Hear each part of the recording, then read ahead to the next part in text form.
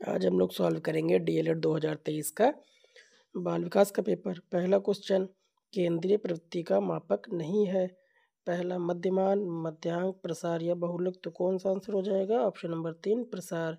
Question number 2, Thorndike ने सीखने से संबंधित मुख्य कितने सिद्धांतों का प्रतिपादन किया है? 5, 6, 4 या 3। तो 3 का किया है। क्वेश्चन नंबर 3, नवजात शिशु में हड्डियों की संख्या होती है 100, 205, 270 या 306। तो 270 इसका सही आंसर हो जाएगा। क्वेश्चन नंबर 4, क्रिया प्रसूत अधिगम सिद्धांत के प्रतिपादक हैं। तो कौन है? टॉलमैन, स्किनर, कोहलर या हल। तो स्किनर हैं। क्वेश्चन नंबर 5, आपराधिक प्रवृत्ति का सर्वाधिक विकास होता है किस अवस्था में होता है? शैशवावस्था, बाल्यावस्था, किशोरावस्था या प्रौढ़ावस्था। तो जब बच्चे किशोरावस्था में होते हैं। क्वेश्चन नंबर 6, संज्ञानात्मक क्षमता की कमी से व्यक्तित्व की कठिनाई होती है।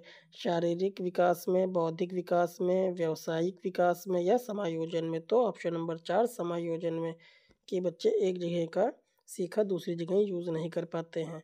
क्वेश्चन नंबर 7, किसी दूसरी वस्तु की अपेक्षा एक ही वस्तु पर चेतना का केंद्रीकरण अवधान या कथन किसका है? क्रो एंड क्रो का, वुडवर्थ का, डम्बिल का या एवरिल का।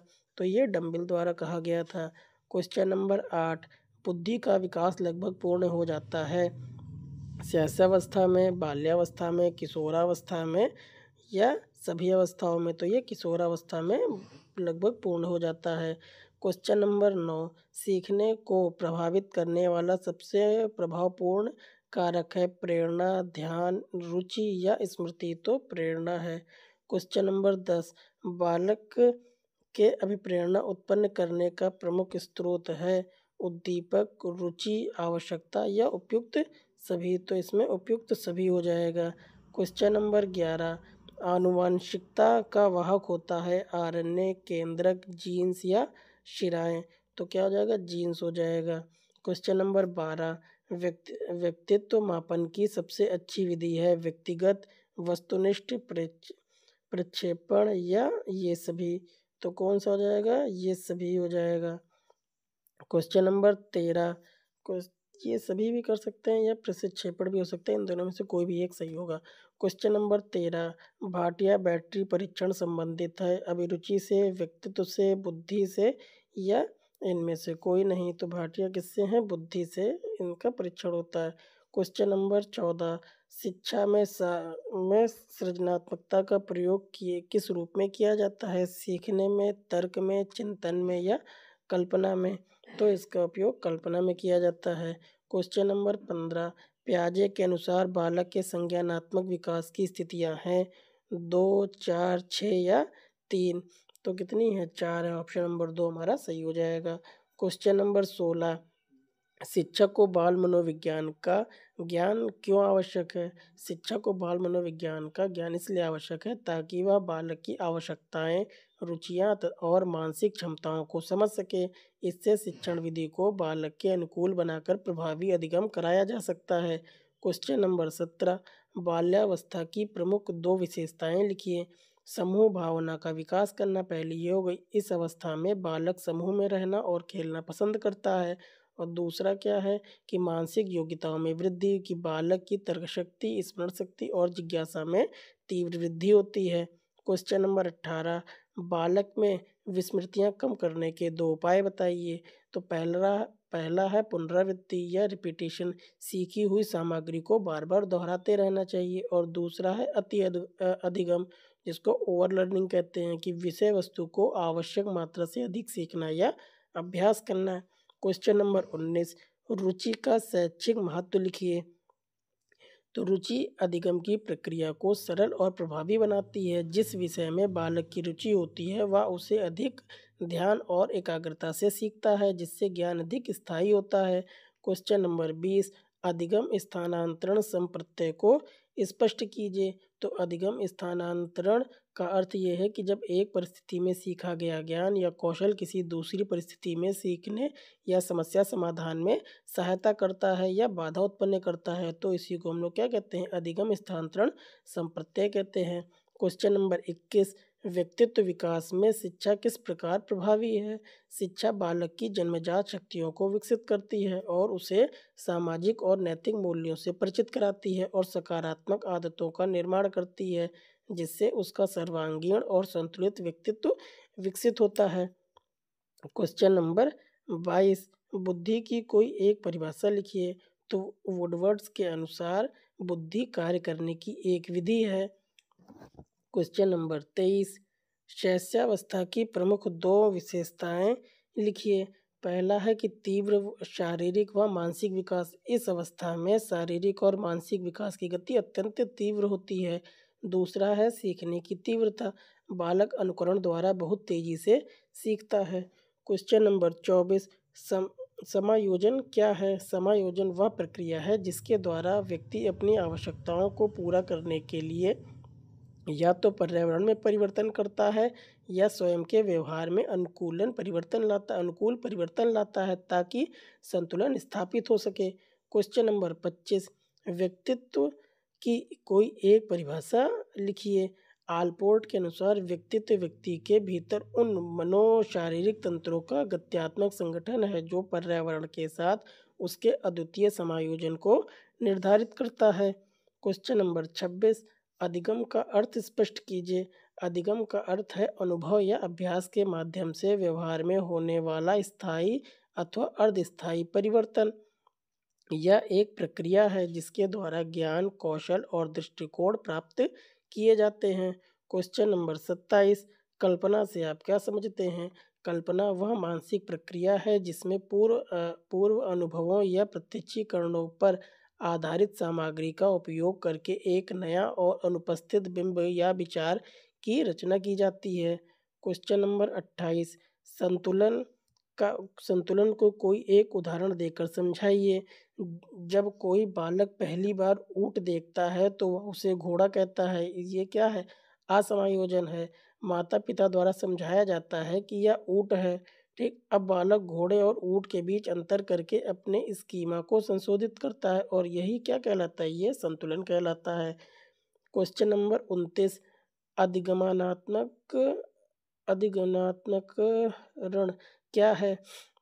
इसको ट्रांसफर ऑफ लर्निंग कहते हैं। कि ये क्या है? कि यह वही है जो अधिगम स्थानांतरण है। यह पूर्व सीखे गए ज्ञान का वर्तमान सीखने की स्थिति को प्रभावित करता है, जो कि हम लोगों ने जो क्वेश्चन नंबर 20 में जो पढ़ा है बिल्कुल सेम क्वेश्चन ही यहाँ भी पूछा गया है।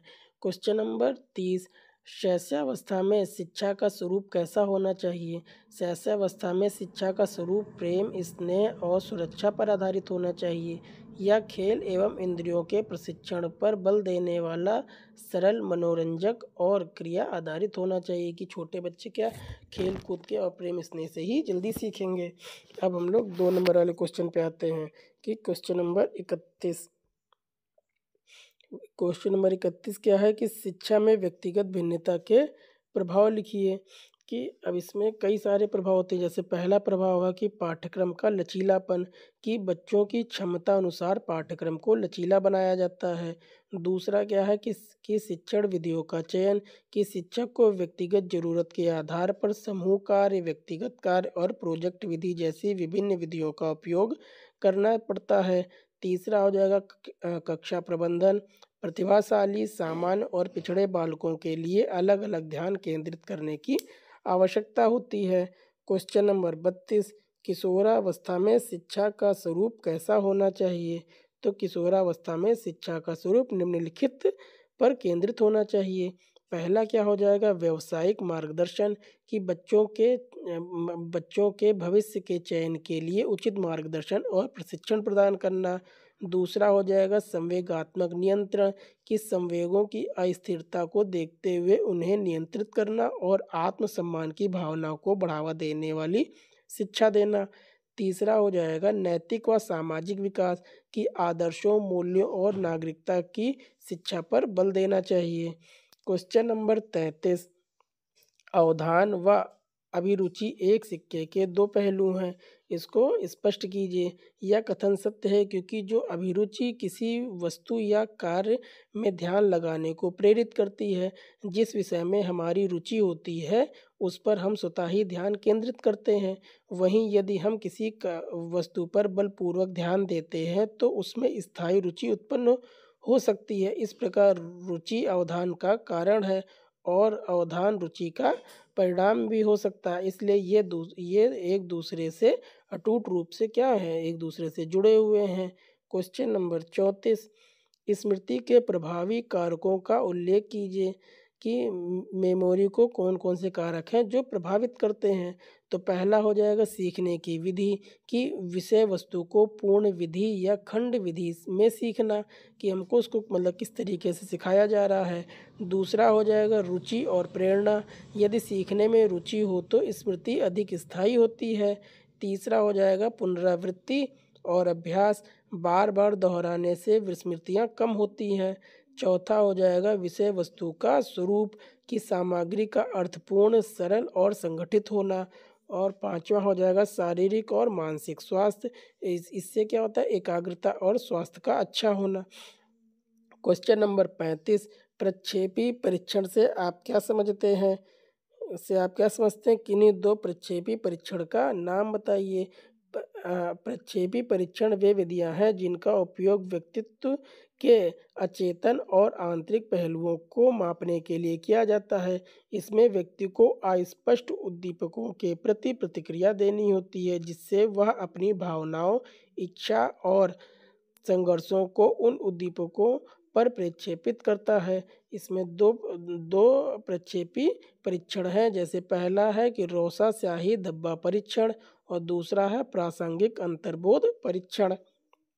क्वेश्चन नंबर 36 कह रहा है सीखने के वक्र से आप क्या समझते हैं? इनके विभिन्न प्रकारों का उल्लेख कीजिए। तो पहला है इसमें कि पहले इसको हम लोग को इसकी डेफिनेशन बतानी है कि सीखने का वक्र वह आलेखीय प्रदर्शन है जो सीखने की मात्रा और सीखने में लगने वाले समय या प्रयासों के बीच संबंध को दर्शाता है। यह सीखने की प्रगति, स्थिरता और गिरावट को दिखाता है। अब ये कितने प्रकार के होते हैं? ये विभिन्न प्रकार के होते हैं। पहला हो जाएगा सरल रेखीय वक्र, इसमें सीखने की गति एक समान होती है। दूसरा हो जाएगा नतोदर वक्र, इसमें सीखने की गति शुरुआत में धीमी होती है और बाद में तेज हो जाती है।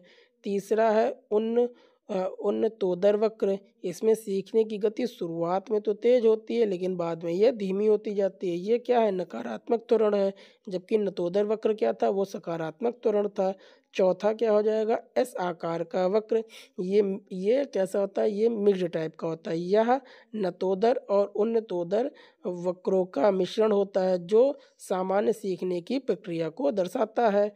क्वेश्चन नंबर 37, बाल विकास का क्षेत्र स्पष्ट कीजिए कि बाल विकास के क्षेत्र में बालक के गर्भकाल से लेकर किशोरावस्था तक के सर्वांगीण विकास का अध्ययन किया जाता है। इसके प्रमुख क्षेत्र हैं पहला अवस्थाओं का अध्ययन, की जैसे शैशवावस्था में उसने क्या सीखा है, क्या हुआ, बाल्यावस्था और किशोरावस्था सभी अवस्थाओं का अध्ययन किया जाता है। दूसरा क्या हो जाएगा? विकास के पहलू, कि उसमें शारीरिक विकास, गामक और मानसिक विकास, संवेदनात्मक विकास, सामाजिक और नैतिक विकास पर भी ध्यान दिया जाता है। तीसरा क्या हो जाएगा? व्यक्तित्व विभिन्नताएं, बुद्धि, व्यक्तित्व, रुचि आदि का भी अध्ययन किया जाता है। चौथा क्या हो जाएगा? विकास को प्रभावित करने वाले कारक जैसे आनुवंशिकता और वातावरण। क्वेश्चन नंबर 38, तर्क और चिंतन को स्पष्ट कीजिए। पहले हम लोग चिंतन को कर लेते हैं, तर्क को कर लेते हैं। तर्क क्या है कि यह पहले चिंतन करेंगे तो तर्क जल्दी समझ में आएगा। चिंतन यह एक मानसिक प्रक्रिया है जो किसी समस्या के उत्पन्न होने पर शुरू होती है और उसका समाधान खोजने की ओर निर्देशित होती है। यह प्रत्यक्ष, अप्रत्यक्ष और कल्पना आधारित हो सकता है। अब जबकि तर्क क्या होता है? तर्क यह चिंतन का उच्चतम और सुसंगठित रूप है। इसमें तथ्यों और अनुभवों के आधार पर निश्चित निष्कर्ष पर पहुंचा जा सकता है। तर्क मुख्यतः दो प्रकार के होते हैं, आगमनात्मक जिसको इंडक्टिव कहते हैं या जहाँ विशिष्ट से सामान्य की ओर जाते हैं, और दूसरा क्या है निगमनात्मक जिसको डिडक्टिव कहते हैं जहाँ से सामान्य से विशिष्ट की ओर जाते हैं। क्वेश्चन नंबर 39 व्यक्तित्व। क्वेश्चन नंबर 39 क्या है कि व्यक्तित्व की व्याख्या कीजिए। व्यक्तित्व मापन आप किस प्रकार करेंगे? तो व्यक्तित्व क्या होता है? व्यक्तित्व किसी व्यक्ति के व्यवहार का वह अनूठा और गत्यात्मक संगठन है जो उसके सोचने, महसूस करने और कार्य करने के ढंग को निश्चित करता है। इसमें शारीरिक बनावट, स्वभाव, रुचि, योग्यता और सामाजिक समायोजन सब शामिल होते हैं। अब इसमें क्या क्या इसमें और क्या पूछा था? इसमें पूछा है व्यक्तित्व मापन आप किस प्रकार करेंगे? तो अब व्यक्तित्व मापन 3 मुख्य विधियों से किया जाता है। पहला है आत्मनिष्ठ विधियाँ जिसको सब्जेक्टिव मेथड भी कहते हैं, जैसे आत्मकथा, व्यक्ति इतिहास और साक्षात्कार। दूसरा हो जाएगा वस्तुनिष्ठ विधियाँ जिसको ऑब्जेक्टिव मेथड कहते हैं। इसमें रेटिंग स्केल आ जाएगा, प्रश्नावली आ जाएगा और परिस्थितिगत परीक्षण आ जाएगा। तीसरा क्या होता है? प्रक्षेपी विधियाँ जिसको प्रोजेक्टिव मेथड कहते हैं, जैसे रोशा परीक्षण और टीएटी जो अचेतन मन का अध्ययन करती है। क्वेश्चन नंबर 40 सीखने की प्रभावशाली विधियों का उल्लेख कीजिए। सीखने की कुछ प्रभावशाली विधियाँ निम्नलिखित हैं, जैसे सबसे पहले करके सीखना, लर्निंग बाय डूइंग्स। इनमें छात्र क्रियाशील होकर स्वयं अनुभव से सीखता है, जैसे प्रयोगशाला विधि। दूसरा अनुकरण विधि। इसमें क्या होता है कि छोटे बच्चे आदर्शों या शिक्षकों के व्यवहार का क्या करते हैं? अनुकरण करते हैं, या जिनको बहुत ज़्यादा मानते हैं उनको मतलब वो करने लगते हैं। अब जैसे कुछ स्कूल के बच्चे होते हैं जो जैसे टीचर स्कूल में बोलते हैं उन्हीं का क्या करते हैं कि उनकी नकल उतारते हैं। क्वेश्चन नंबर 3 पूर्ण बनाम अंश विधि। इसको क्या कर सकते हैं अंग्रेजी में होल वर्सेस पार्ट मेथड, कि विषय वस्तु का पूरा एक साथ या टुकड़ों में सीखना, कि पूरा या तो एक साथ पूरा चैप्टर पढ़ा दिया जाता है या उसको थोड़ा थोड़ा पार्ट में तोड़ तोड़ के पढ़ाया जाता है। अब चौथी विधि कौन सी है? परीक्षण एवं त्रुटि विधि जिसको ट्रायल एंड एरर मेथड कहते हैं। इसमें क्या होता है कि विभिन्न प्रयास करके गलतियों को सुधारते हुए सीखना, कि बच्चे इसमें प्रयास करते हैं, गलती करेंगे, फिर अपनी गलती से फिर सीखेंगे और अपना वो फिर प्रयास करेंगे। तो ये किसने बताया था? थॉर्नडाइक ने बताया था। पांचवा कौन सी विधि है? निरीक्षण विधि है जिसको ऑब्जर्वेशन मेथड कहते हैं। किसी घटना या व्यवहार को ध्यानपूर्वक देखकर सीखना, कि इसमें क्या बच्चा करेगा? कोई चीज़ देखेगा, उसको समझेगा और अपने अनुसार करेगा। तो इस प्रकार से हमारा डीएलएड का ये 2023 का पेपर पूरा हुआ। कल आपको दूसरा इसका पेपर मिल जाएगा। तब तक के लिए अच्छा लगे तो लाइक सब्सक्राइब कीजिए और तब तक के लिए धन्यवाद।